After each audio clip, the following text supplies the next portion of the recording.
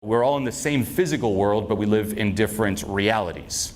And we rarely pause and analyze what reality we live in, or taking it one step further, start seeing it in others. Okay, so remember this. You don't see the world as it is, you see it as you've been conditioned to see it. Okay, really sit down with this. You don't see the world as it is right now. The way you're all looking at me, you don't see me the same way as your neighbor and that person's neighbor and that person's neighbor. You're all seeing this weird morph version of me. Okay? If you're someone who, let's just take this example, loves me, you're probably seeing me with the fucking glitter Instagram filter, hearts flying out, and you're like, God damn, I just want to suck him off. You know, that's your reality right now. That's what you're seeing.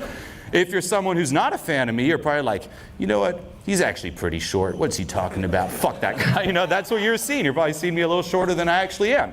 We all filter things that way. Going even deeper, it depends on how you feel. If you're someone who feels anxious a lot, you're going to be filtering this room with, oh man, are people staring at me? What are they thinking about me? What about the people behind me? You know, are they judging the back of my head? Holy shit.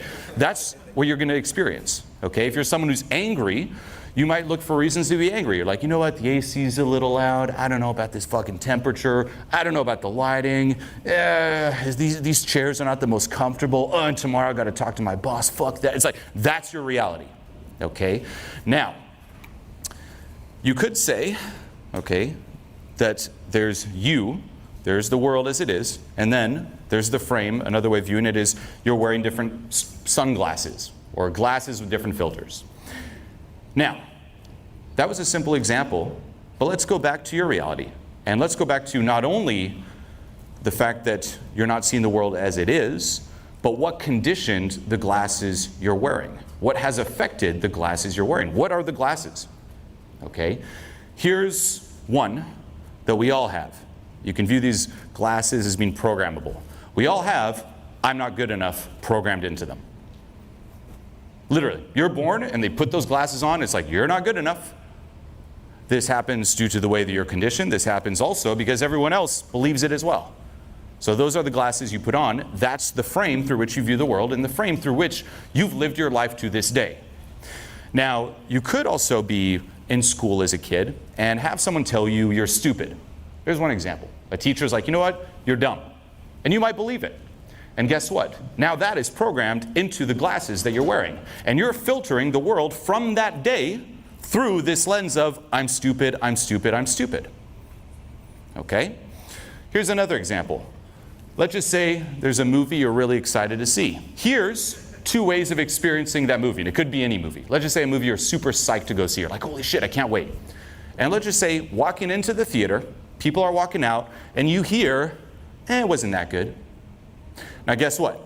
That seed is planted. That affected the glasses. The lens is changed, and when you're watching that movie, it's going to be in the back affecting what you see and how you experience the movie.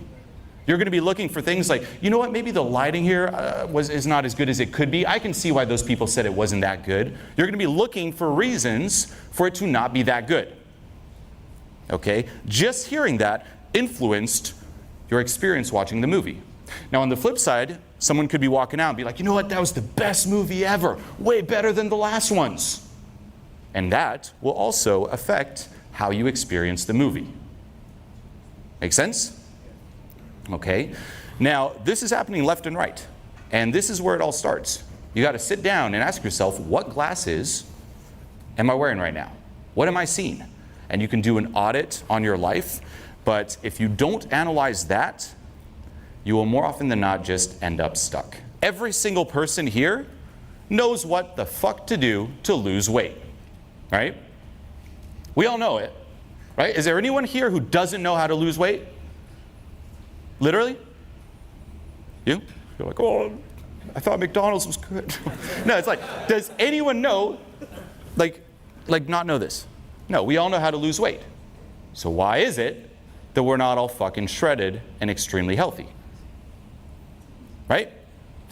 Even now, in your job, do you know how to make a little bit more money? The answer is yes. If someone put a gun to your head and they're like, hey, how do you make more money? just some simple things like, well, you know, take more action.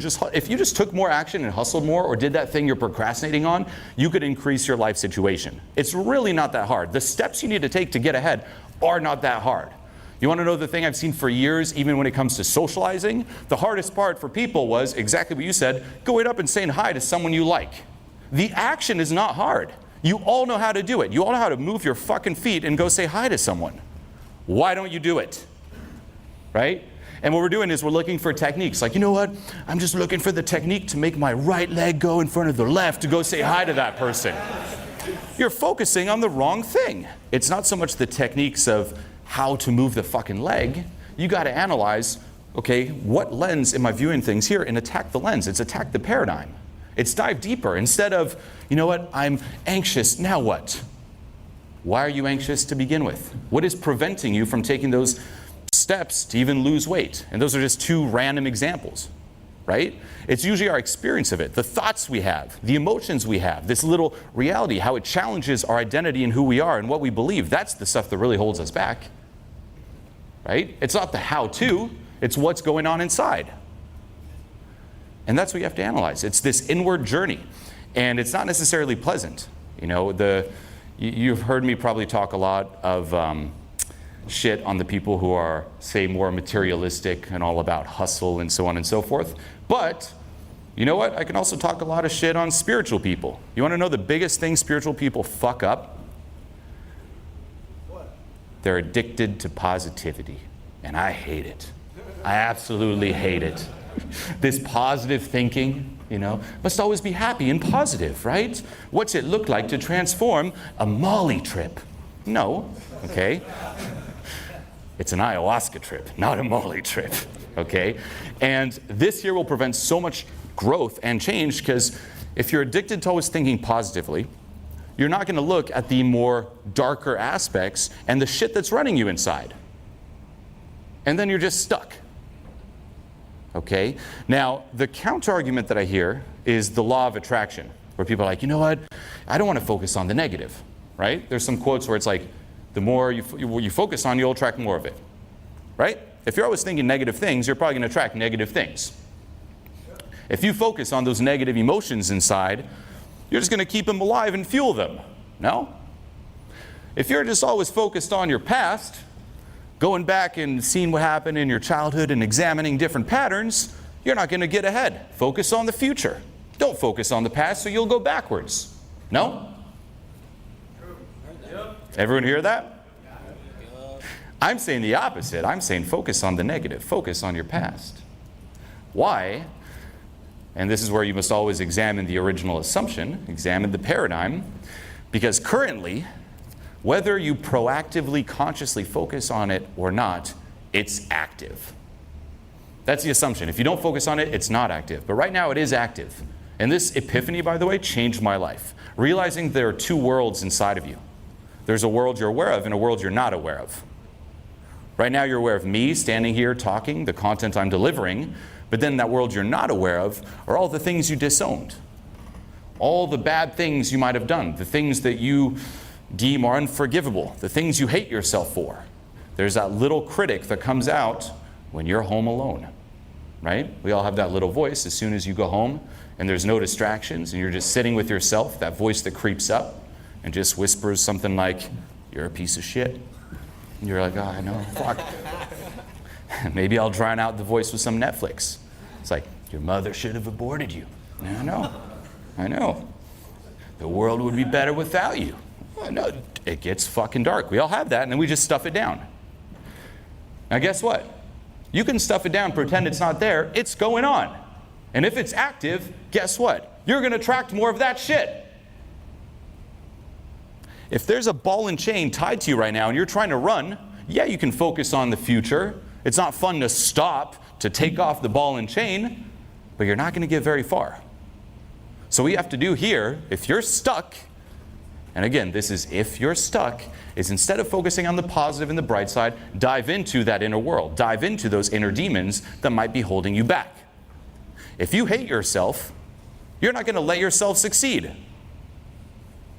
Because you hate yourself. Right? If deep down inside, You've taken on an identity where anything more than this you don't deserve. You're not going to let yourself succeed either.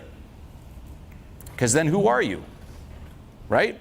Go back to that matrix glasses programming example. Let's just say you're a kid, and here's a little seed that could be planted.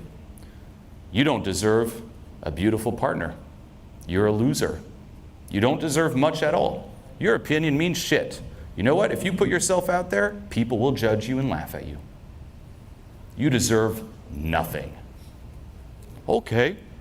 And guess what? You might live your life filtering everything through that and reinforcing it.